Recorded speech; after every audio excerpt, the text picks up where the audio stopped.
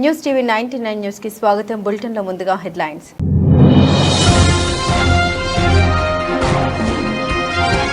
Israel Lebanon మధ్య కాల్పుల విరమణ ప్రకటించిన ట్రంప్.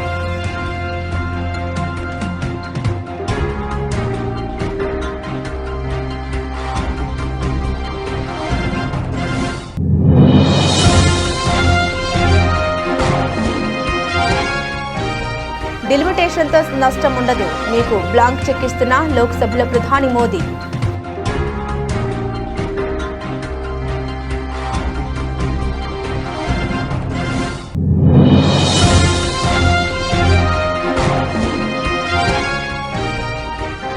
ఏపీకి 38, తెలంగాణకు 26 సీట్లు. డిలిమిటేషన్పై అమిత్ షా కీలక ప్రకటన.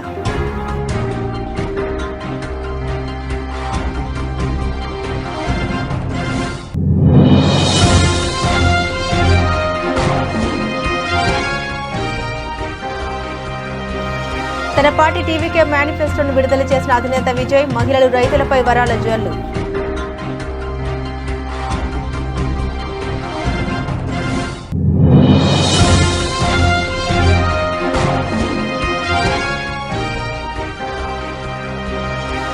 అమల్లోకి వచ్చిన మహిళా రిజర్వేషన్ యాక్ట్. గురువారం అర్ధరాత్రి నోటిఫికేషన్.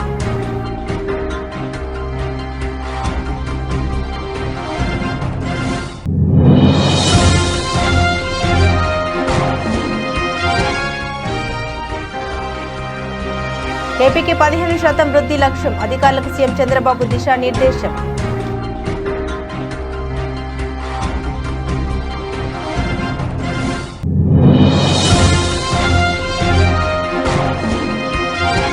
హైదరాబాద్ పబ్లిక్ స్కూల్లో అధిక ఫీజులు వసూలు చేస్తున్నారని విద్యార్థుల తల్లిదండ్రుల నిరసన. ప్రిన్సిపల్ బయటకు రావాలని రోడ్డుపై బైఠాయింపు. అడ్డుకున్న పోలీసులు.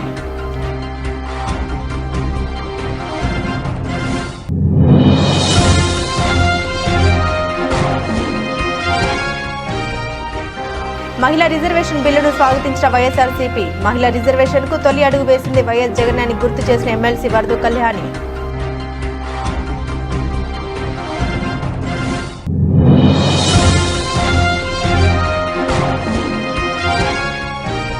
ప్రేమ పెళ్లి పేరుతో ఓ ముస్లిం వ్యక్తి మోసం చేశాడంటూ బాధితురాలు ఆవేదన. ఇది లవ్ జిహాదీ అంటూ పూర్తి వివరాలు వెల్లడించిన సాఫ్ట్వేర్ యువతి.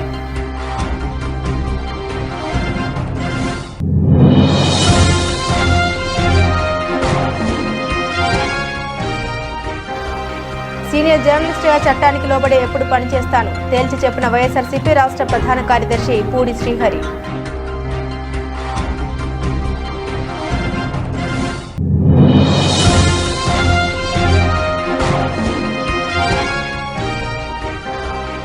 హైదరాబాద్ చేరుకున్న ఎంఎస్ ధోని ఘన స్వాగతం పలికిన అభిమానులు.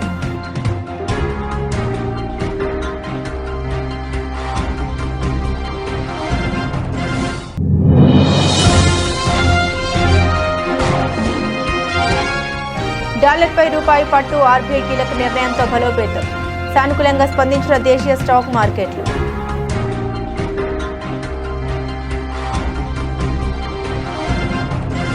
ఇజ్రాయెల్ లెబనాన్ మధ్య 10 రోజుల పాటు కాల్పుల విరమణ ఒప్పందం కుదిరినట్లు అమెరికా అధ్యక్షుడు డొనాల్డ్ ట్రంప్ గురువారం ప్రకటించారు. ఇరాన్తో ఉద్రిక్తత నేపథ్యంలో ఇరు దేశాల సరిహద్దుల్లో పెరిగిన ఘర్షణను తాత్కాలికంగా చల్లార్చేందుకు ఈ నిర్ణయం తీసుకున్నారు. వాషింగ్టన్ కాలమానం ప్రకారం గురువారం సాయంత్రం 5 గంటల నుండి ఈ ఒప్పందం అమల్లోకి వచ్చింది. ఇజ్రాయెల్ ప్రధాని బెంజమిన్ నెతాన్యాహు లెబనాన్ అధ్యక్షుడు జోసెఫ్ అమున్లతో తాను మాట్లాడిన తర్వాతే ఈ అంగీకారం కుదిరిందని ఆయన వివరించారు. ఇరాన్ మద్దతున్న హెజ్బొల్లా మిలిటెంట్ సంస్థను లక్ష్యంగా చేసుకుని ఇజ్రాయెల్ దాడులు తీవ్రతరం చేయడంతో లెబనాన్లో పరిస్థితులు ఉద్రిక్తంగా మారాయి. ఈ కాల్పుల విరమణతో ఇజ్రాయెల్ తన దాడుల్ని నిలిపివేయనుంది. లెబనాన్ నుండి హెజ్బొల్లా కూడా దాడులు జరపకుండా సమయం పాటిస్తే ఈ ఒప్పందం నిలబడుతుంది.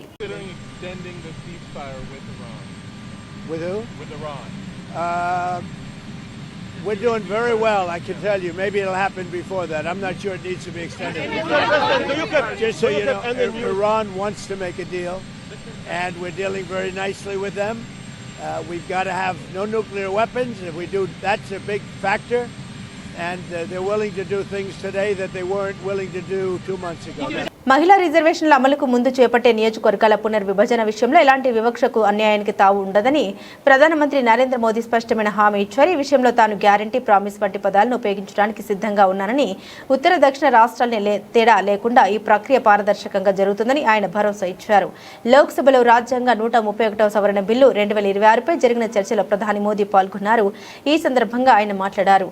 మహిళా రిజర్వేషన్ల అంశాన్ని రాజకీయాలకు అతీతంగా చూడాలని పిలుపునిచ్చారు. ఈ బిల్లు ఘనతను మీరే తీసుకోండి, మీకు నచ్చిన వారి ఫోటోలతో నేను ప్రకటనలు ఇవ్వడానికి సిద్ధం. ఈ విషయంలో మీకు బ్లాంక్ చెక్ ఇస్తున్నా అని విపక్షాలకు ఉద్దేశించి అన్నారు.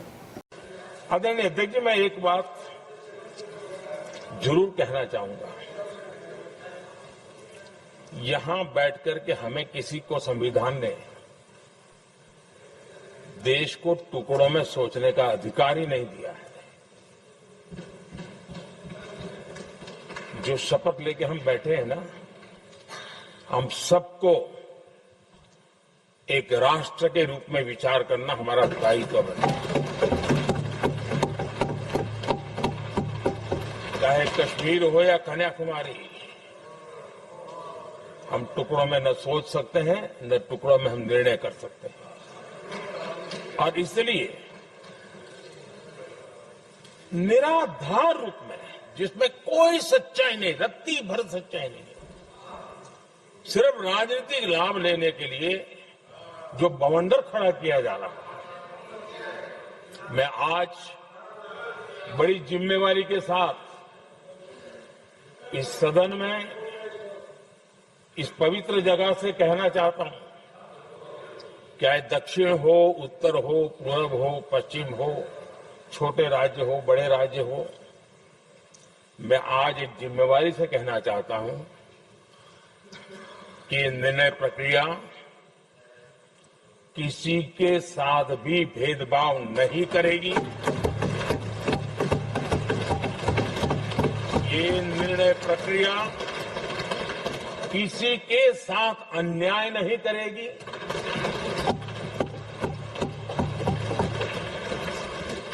भूतकाल में जो सरकारें रही और जिनके कालखंड में जो परिसीमन हुआ और जो अनुपात उस समय से चला आ रहा है, उस अनुपात में भी कोई बदलाव नहीं होगा और वृद्धि भी उसी अनुपात में होगी.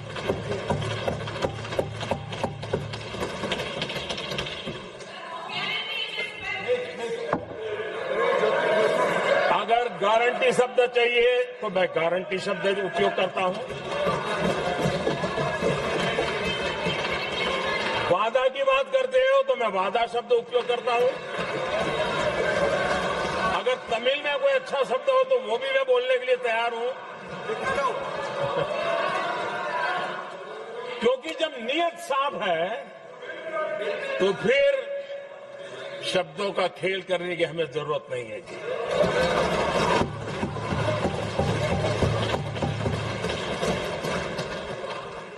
లోక్సభ స్థానాల పునర్విభజన డిలిమిటేషన్ ప్రక్రియపై దక్షిణాది రాష్ట్రాలు వ్యక్తం చేస్తున్న ఆందోళనపై కేంద్ర హోంమంత్రి అమిత్ షా లోక్సభలో కీలక ప్రకటన చేశారు. డిలిమిటేషన్ తర్వాత దక్షిణాది రాష్ట్రాల లోక్సభ సీట్లు తగ్గవని, పైగా సంఖ్యాపరంగా, నిష్పత్తి పరంగా కూడా పెరుగుతాయని ఆయన స్పష్టం చేశారు. ఈ ప్రక్రియ పూర్తయ్యాక ఆంధ్రప్రదేశ్లో లోక్సభ స్థానాలు 25 నుండి 38కి, తెలంగాణలో 17 నుండి 26కి పెరుగుతాయని నిర్దిష్ట లెక్కలతో సహా వివరించారు.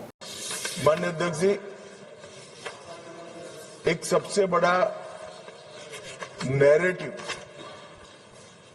खड़ा किया जा रहा है, भ्रांति फैलाई जा रही है कि ये जो 3 विधेयक है, संविधान संशोधन विधेयक और 2 कानून, डिलिमिटेशन का और संघ क्षेत्र के चुनाव के कानून में बदलाव, वो आने से दक्षिण की क्षमता लोकसभा में बहुत कम हो जाएगी और हमारे दक्षिण के राज्यों को बहुत बड़ा नुकसान होगा.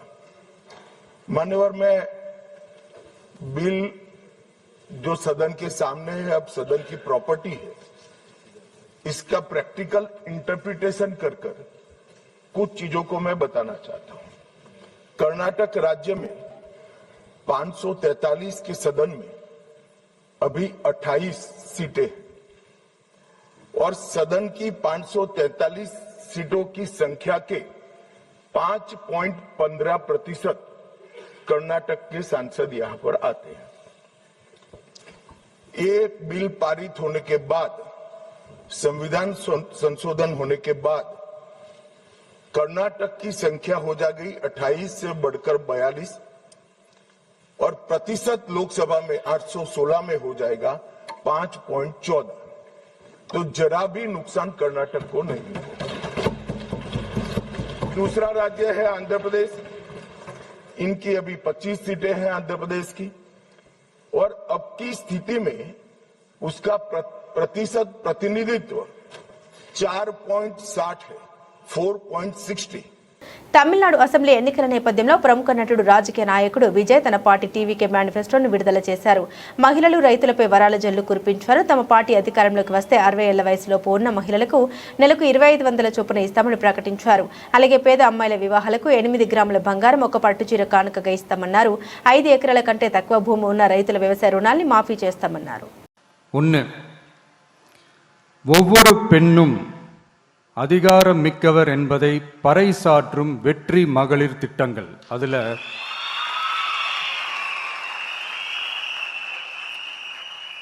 60 வயதிற்குள் உள்ள ஒவ்வொரு குடும்ப தலைவியின் வங்கி கணக்கிலும் நேரடியாக மாதம் 2500 ரூபாய்.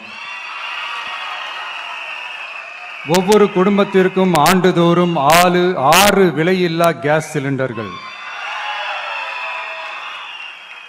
ஏழை குடும்பங்களை சேர்ந்த ஒவ்வொரு மணப்பெண்ணுக்கும் திருமணத்திற்காக 1 சவரன் 8 கிராம் தங்கமும் மற்றும் ஒரு தரமான பட்டு சேலையும். 1ஆம் வகுப்பு முதல் 12ஆம் வகுப்பு வரை அரசு அல்லது அரசு உதவி பெறும் பள்ளிகளில் படிக்கும் ஒவ்வொரு குழந்தையின் தாய் அல்லது பாதுகாவலருக்கு இடைநிற்றலை தவிர்ப்பதற்காக ஆண்டுக்கு ரூபாய் 15,000.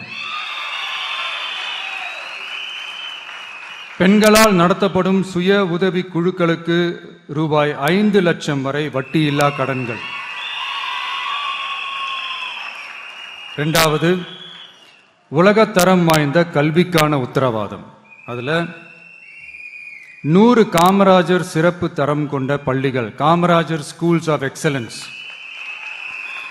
அனைத்து மாவட்டங்களிலும் 6ஆம் வகுப்பிலிருந்து 12ஆம் வகுப்பு வரை தரமான கல்வியை வழங்கும் இலவச உறைவிட பள்ளிகள்.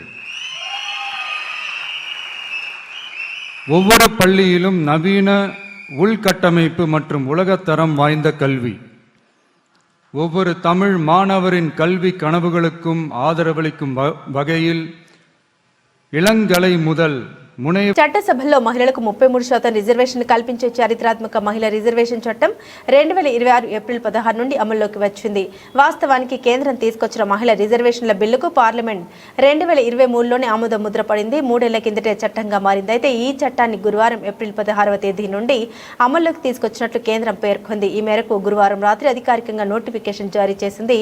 ఈ చట్టాన్ని 2029 సాధారణ ఎన్నికల నాటికి అమలు చేసేందుకు కేంద్ర ప్రభుత్వం మరో కీలక అడుగు వేసింది.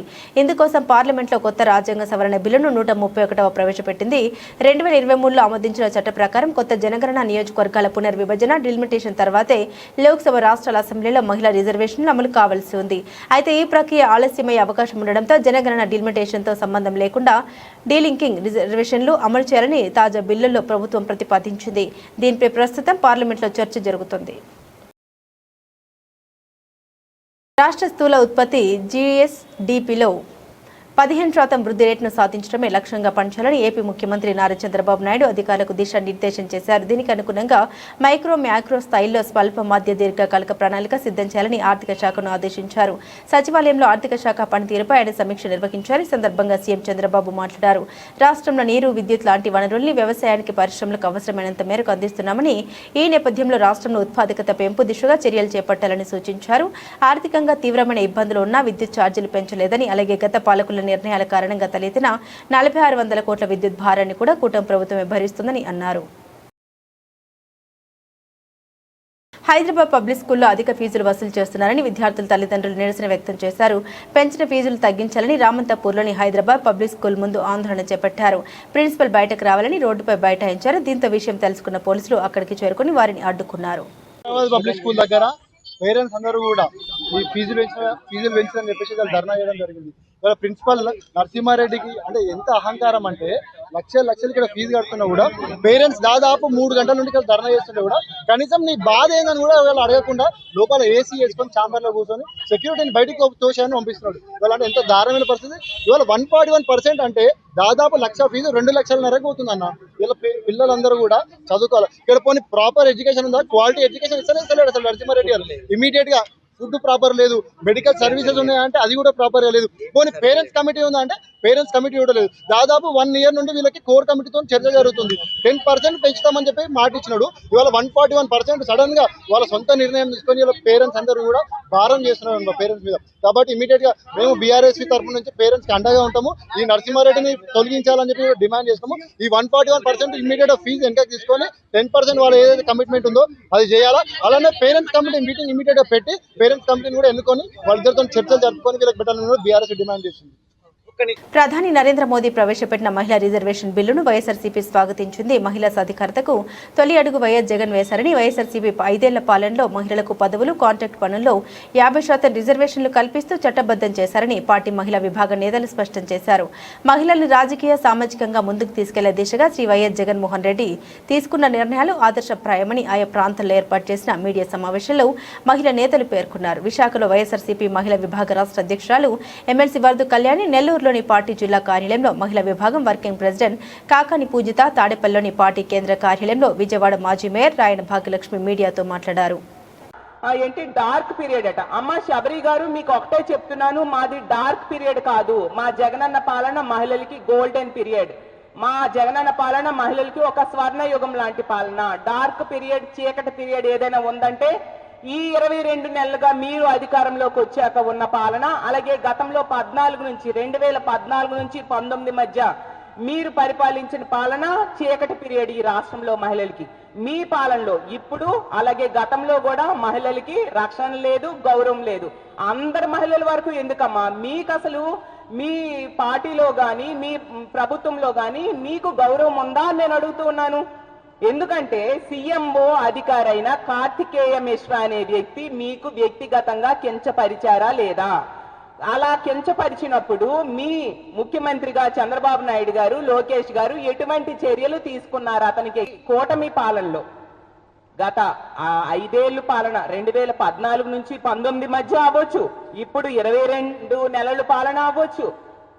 మీకే కాదు, మీరు భాగస్వాములుగా ఉన్న బీజేపీ, జనసేన పార్టీలకు చెందిన నాయకుల కుటుంబంలోని మహిళల గురించి కూడా నీచంగా మాట్లాడిన చరిత్ర మీ తెలుగుదేశం పార్టీది. ఎందుకంటే మోడీ గారి ప్రేమ పేరుతో వలవేసి పెళ్లి చేసుకుని ఓ ముస్లిం వ్యక్తి తన జీవితాన్ని నాశనం చేశాడని, ఇది ఖచ్చితంగా లవ్ జిహాదీ అని హైదరాబాద్కు చెందిన ఓ సాఫ్ట్వేర్ యువతి ఆరోపించింది. తనను శారీరకంగా, మానసికంగా వేధించడమే కాకుండా బలవంతంగా మతం మార్పించాడని ఆవేదన వ్యక్తం చేసింది. సోమాజిగూడ ప్రెస్ క్లబ్లో తల్లితో సహా మీడియా ముందుకు వచ్చిన ఆమె తనకు జరిగిన అన్యాయాన్ని వివరించింది. కూకట్పల్లిలో నివాసం ఉంటున్న తాను సాఫ్ట్వేర్ డెవలపర్గా పనిచేస్తున్నామని బాధితురాలు తెలిపింది. తమ ఇంటి కింద షాప్కు అద్దెకు తీసుకున్న నెల్లూరు జిల్లాకు చెందిన నవాజ్ అనే ముస్లిం వ్యక్తి పరిచయం అయ్యాడని చెప్పింది. తనను ప్రేమిస్తున్నానని, పెళ్లి చేసుకునేందుకు మతం కూడా మారుతామని నమ్మించాడని పేర్కొంది. తన పేరును నవాజ్ నుండి నవదుర్గగా మార్చుకున్నట్లు ఒక ధ్రువపత్రం కూడా చూపించడంతో అతన్ని నమ్మి గత ఏడాది జూలైలో రిజిస్టర్ మ్యారేజ్ చేసుకున్నట్టు వివరించింది. ప్రెస్ ముందుకు వచ్చి కొన్ని అలిగేషన్స్ నా మీద పెట్టాడు కదా, అవన్నీ ఫాల్స్ అని చూపివ్వడానికి నా దగ్గర ఎవిడెన్స్ తో పాటు నేను ఇక్కడికి రావడం జరిగింది. ఫస్ట్ది అతను ఏదైతే అన్నాడు, నేనే అతను గెస్ట్ హౌస్కి తీసుకెళ్ళాను అది ఇది అని చెప్పి, దానికి ఇది ఒక ఎవిడెన్స్, ఫస్ట్ ఎవిడెన్స్. ఇది pre booking evidence with transaction ID. నేను ఫర్దర్గా మీకు సాఫ్ట్ కాపీస్ కూడా ఇస్తాను మీకోసం అని చెప్పి. ఫస్ట్ ఇది రిసార్ట్ది. అండ్ నెక్స్ట్ అతను తాగను అది ఇది అని చెప్తున్నాడు. బ్లడ్ టెస్ట్ చేసుకోండి అని అన్నారు కదా, ఇది తాగే ఒక ఎవిడెన్స్. ఇది కాకుండా ఇంకా కూడా ఉన్నాయి. ఇంకా గంజాయి తాగే వీడియో కూడా ఉంది నా దగ్గర, బట్ అది నేను ఫొటోస్ తీసుకోలేను కాబట్టి మీకు షేర్ చేస్తాను తర్వాత. కావాలంటే వీడియో ప్లే చేసి చూపిస్తాను ఇప్పుడు.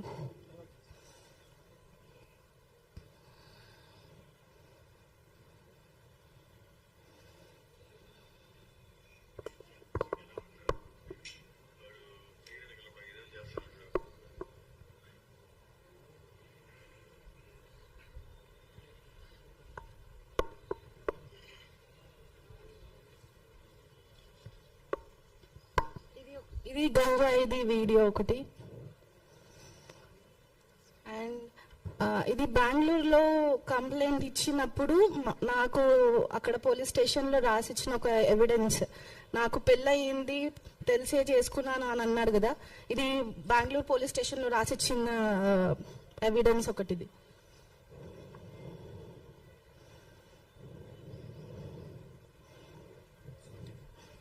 అండ్ కంప్లైంట్ ఇచ్చింది ఇది అక్నాలెడ్జ్మెంట్ బెంగళూరు పోలీస్ స్టేషన్లో.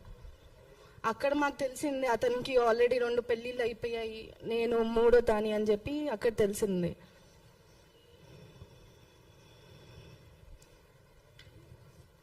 అక్కడ ఒప్పుకొని రాసిన లెటర్ ఇది. ఐ యామ్ నవాజ్, నేను నతాషాని పెళ్లి చేసుకునే ముందు నాకు పెళ్లి అయినట్టు చెప్పలేదు తనకి, నా వాళ్ళు కూడా ఎవరు తనకు చెప్పలేదు. నాకు పిల్లలు ఉన్న మాట తనకి తెలియదు, నతాషా ఫ్యామిలీకి కూడా తెలియదు. షేక్ నవాజ్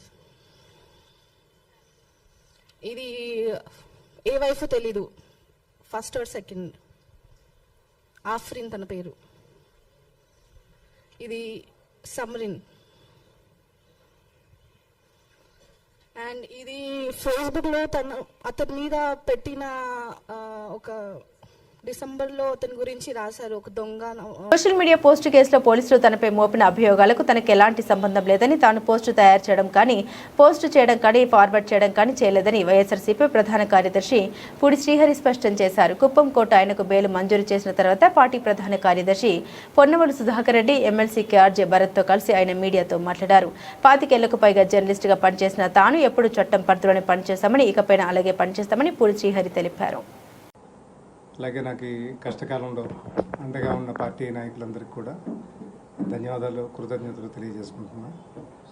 మా పార్టీ అధ్యక్షులు గౌరవ శ్రీ వైఎస్ జగన్మోహన్ రెడ్డి గారు, తర్వాత సద్దల రామకృష్ణారెడ్డి గారు, శ్రీ పెద్దిరెడ్డి రామచంద్రారెడ్డి గారు, భరత్ అన్న, మిథునన్న, చెవిరెడ్డి భాస్కర్ రెడ్డి గారు, ఇలా తదితర నాయకులంతా చాలా అండదండగా నిలిచారు. ముఖ్యంగా లీగల్ టీం నుంచి పొన్నవలు సుధాకర్ రెడ్డి గారు సీనియర్ లాయర్, మన మాజీ ఎంపీ, చిత్తూరు మాజీ ఎంపీ, అలాగే లీగల్ సెల్ అధ్యక్షులు Manohar Reddy and working president Sudarshan Reddy, and అందరికన్నా ఈ కేసును దగ్గర నుండి చూసిన సుగుణ కుమార్ రెడ్డి, వీళ్ళందరూ కూడా ధన్యవాదాలు తెలియజేస్తున్నాను. కేసు విచారణలో ఉంది కాబట్టి, దర్యాప్తులు ఉంది కాబట్టి, ఒక అక్యూజ్డ్గా ఈ కేసు గురించి ఎక్కువగా మాట్లాడడం సరికాదనే లాయర్లు ఇచ్చిన సలహా మేరకు దీని గురించి పెద్దగా మాట్లాడలేకపోతున్నాను. కాకపోతే అనేక పత్రికా కథనాల ద్వారా, లేకపోతే కొన్ని సోషల్ మాధ్యమాల ద్వారా నా వ్యక్తిత్వాన్ని హననం చేసే ప్రక్రియ జరుగుతున్నందున ఒక క్లారిటీ అయితే ఇవ్వదలుచుకున్నాను. ఏదైతే ఈ అభియోగాలు నా మీద మోపడం జరిగిందో ఆ అభియోగాలకు సంబంధించి నాకు ఎలాంటి సంబంధం లేదు. నేను దాదాపు 26 సంవత్సరాలుగా సీనియర్ జర్నలిస్ట్గా ఉన్నాను. దాదాపుగా చాలా పెద్ద వాళ్ళతో కలిసి పనిచేసే అవకాశం నాకు దక్కింది. గౌరవ జగన్మోహన్ రెడ్డి గారి ప్రోత్సాహంతో, ఆయన అభిమానంతో ఈ పార్టీలో నాకు ఎంతవరకు వీలవుతుందో అంతవరకు పనిచేయడం జరుగుతుంది. ఇవాళ వివిధ ఛానల్స్లో, పత్రికల్లో ఎడిటర్లు గాను, సీనియర్ జర్నలిస్టులు గాను రోజు ఏ పని అయితే చేస్తారో ఆ పరిధికి లోబడే నేను పని చేస్తాను తప్ప పరిధి దాటి ఎప్పుడు పనిచేయలేదు. బేసిక్గా నా మీద ఇప్పటి వరకు ఒక్క కేసు కూడా లేదు. ఈ మధ్యకాలంలో కర్నూలుకు సంబంధించి ఒకసారి పిలవటం జరిగింది. నేను వెళ్ళి వివరం కూడా ఇచ్చాను. పోలీసు వారు కూడా అక్కడ అడిగిన అన్ని సమాధానాలకి నేను సమాధానం ఇవ్వడం జరిగింది. ఇవాళ కూడా ఈ కేసుకి సంబంధించి వివరాలు అడిగితే నేను చెప్పాను. నా నిర్దోషిత్వాన్ని నిరూపించుకోవటానికి వాళ్ళు అడిగిన అన్ని రకాల సమాచారం ఇవ్వడానికి నేను సిద్ధంగా ఉన్నానని చెప్పాను. ఐపీఎల్లో ధోని బరిలోకి దిగడంపై ఇంకా సస్పెన్స్ కొనసాగుతుంది. గజ్జల్లో గాయం కారణంగా చెన్నై సూపర్ కింగ్స్ ఆడిన గత 5 మ్యాచ్లకు మహి దూరంగా ఉన్నారు. గుహవాటి బెంగళూరులో జరిగిన మ్యాచ్లకు వెళ్లలేదు. అయితే శనివారం ముప్పల్లో సన్ రైజర్స్తో చెన్నై తలపడనుంది. ఈ నేపథ్యంలో ధోని జట్టుతో కలిసి ఇక్కడికి రావడంతో అతడు బరిలోకి దిగుతాడని అంచనాలు పెరిగాయి. కోచ్ ఫ్లెమింగ్ కూడా అతడు పూర్తి ఫిట్నెస్తో ఉన్నాడని చెప్పారు. కానీ ధోని ఆడే అవకాశాలు లేవని కొన్ని వెబ్సైట్లు పేర్కొంటున్నాయి. నెట్స్లో మహి తక్కువగా గడిపాడని, బరిలోకి దిగే విషయమై మేనేజ్మెంట్తో ఇంకా చర్చించలేదని తెలిపాయి.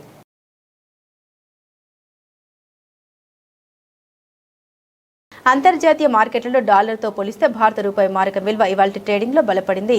ప్రభుత్వ రంగ చమురు శుద్ధి సంస్థలకు రిజర్వ్ బ్యాంక్ ఆఫ్ ఇండియా ఇచ్చిన ఈ కీలక ఆదేశం ఇందుకు ప్రధాన కారణంగా నిలిచింది. డాలర్లను నేరుగా కొనుగోలు చేయడానికి బదులుగా ప్రత్యేక క్రెడిట్ లైన్ను ఉపయోగించుకోవాలని ఆర్బీఐ సూచించడంతో డాలర్లకు డిమాండ్ తగ్గి రూపాయిపై ఒత్తిడి తగ్గింది. గత సెషన్లో 93.20 వద్ద ముగిసిన రూపాయి ఈ రోజు ఉదయం ట్రేడింగ్లో 25 పైసలు లాభపడి 92.95 వద్ద కొనసాగుతుంది. దేశీయ ఈక్విటీ మార్కెట్లలో సానుకూల సెంటిమెంట్, ఇజ్రాయెల్ లెబనాన్ మధ్య కాల్పుల విరమణ వార్తలు, అమెరికా ఇరాన్ చర్చల్లో పురోగతి అంచనాలు కూడా రూపాయికి మద్దతునిచ్చాయి. అయితే ప్రపంచ మార్కెట్లలో డాలర్ బలంగా ఉండడం రూపాయి లాభాలను కొంతమేర పరిమితం చేస్తోంది. మరోవైపు అంతర్జాతీయంగా ముడి చమురు ధరలు తగ్గాయి. బ్రెంజ్ క్రూడ్ బ్యారెల్కు 1% పైగా తగ్గి $97.99 వద్ద, USWTI క్రూడ్ దాదాపు 2% తగ్గి $92.91 వద్ద ట్రేడ్ అవుతున్నాయి. ఇక బంగారం, వెండి ధరలు ఇవాళ ఒడిదుడుకులకు లోనయ్యాయి.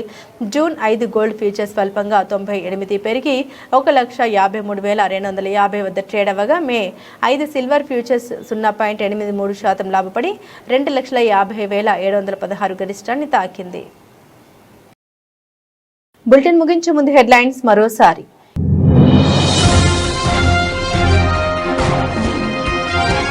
ఇజ్రాయెల్ లెబనాన్ మధ్య కాల్పుల విరమణ ప్రకటించిన ట్రంప్.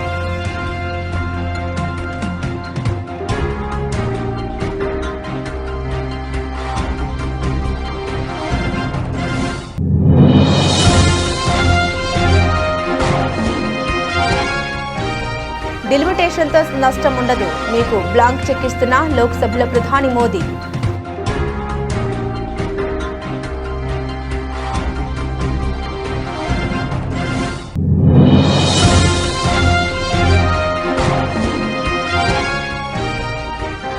ఏపీకి 38, తెలంగాణకు 26 సీట్లు. డిలిమిటేషన్పై అమిత్ షా కీలక ప్రకటన.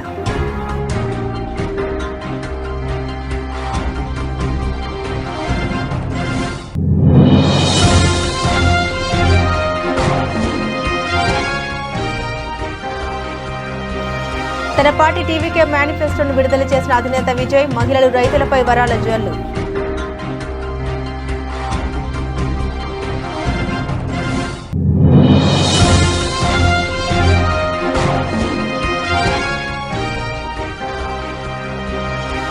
అమల్లోకి వచ్చిన మహిళా రిజర్వేషన్ యాక్ట్ గురువారం అర్ధరాత్రి నోటిఫికేషన్.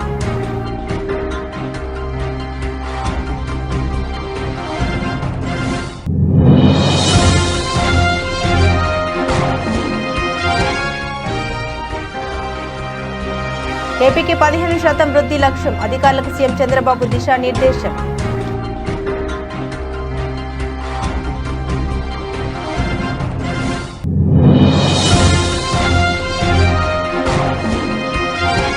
హైదరాబాద్ పబ్లిక్ స్కూల్లో అధిక ఫీజులు వసూలు చేస్తున్నారని విద్యార్థుల తల్లిదండ్రుల నిరసన. ప్రిన్సిపల్ బయటకు రావాలని రోడ్డుపై బైఠాయింపు, అడ్డుకున్న పోలీసులు.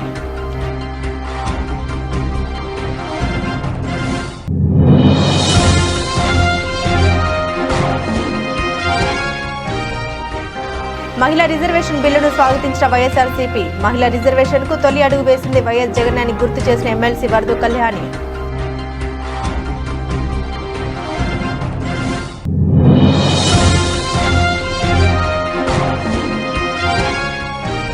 ప్రేమ పెళ్లి పేరుతో ఓ ముస్లిం వ్యక్తి మోసం చేశాడంటూ బాధితురాలు ఆవేదన.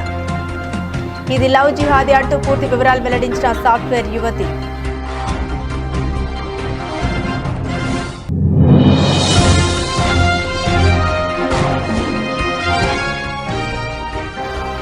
సీనియర్ జర్నలిస్టుగా చట్టానికి లోబడి ఎప్పుడు పనిచేస్తాను తేల్చి చెప్పిన వైఎస్ఆర్సీపీ రాష్ట్ర ప్రధాన కార్యదర్శి పూడి శ్రీహరి.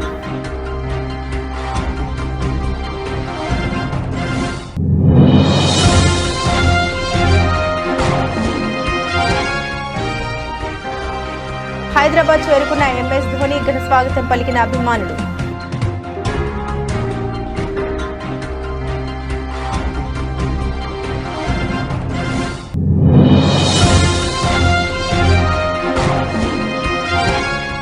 డాలర్పై రూపాయి పట్టు, ఆర్బీఐ కీలక నిర్ణయంతో బలోపేతం.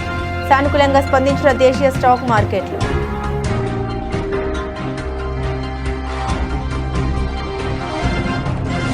ఇవి బులెటిన్లోని విశేషాలు. తిరిగి మరో బులెటిన్తో మళ్ళీ కలుసుకుందాం. అంతవరకు సెలవు, నమస్కారం.